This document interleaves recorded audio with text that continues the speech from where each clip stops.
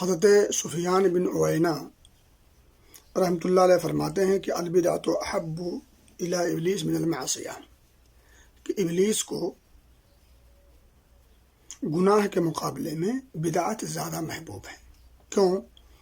لأن المعصیہ یطاب منہا، کیونکہ آدمی جب گناہ کرتا ہے تو اس سے توبہ کی امید زیادہ ہوتی ہے، کیونکہ گناہ ہے، کبھی کبھی نادم ہو سکتا ہے، توبہ کر سکتا ہے۔ والبدعۃ لا یطاب منہا، لیکن بدعت سے آدمی توبہ نہیں کرتا۔ کیوں؟ کیونکہ جب بدعت کوئی انسان کرتا ہے تو بدعت کو نیکی سمجھ کے کرتا ہے، اللہ کی رضا کی خاطر کرتا ہے، اس گمان سے کرتا ہے، تو اس لیے اس سے توبہ کی امید نہیں ہوتی۔ یہی وجہ ہے کہ ابلیس کو گناہ کے مقابلے میں بدعت زیادہ پسند ہے۔ اللہ ہم سب کو بدعت سے بچائے، اور یہ بھی یاد رکھیں کہ بدعت میں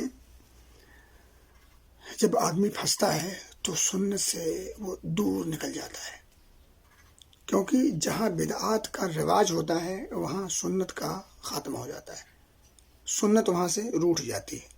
ایسے لوگوں کی زندگیوں میں سنت کا اہتمام نہیں ہوتا، ایسے لوگ سنت پر عمل پیرا نہیں ہوتے، پھر وہ بدعات کے دلدل میں پھنستے چلے جاتے ہیں۔ اللہ ہمیں سنت کے مقام کو سمجھنے کی توفیق دے اور سنت کے مطابق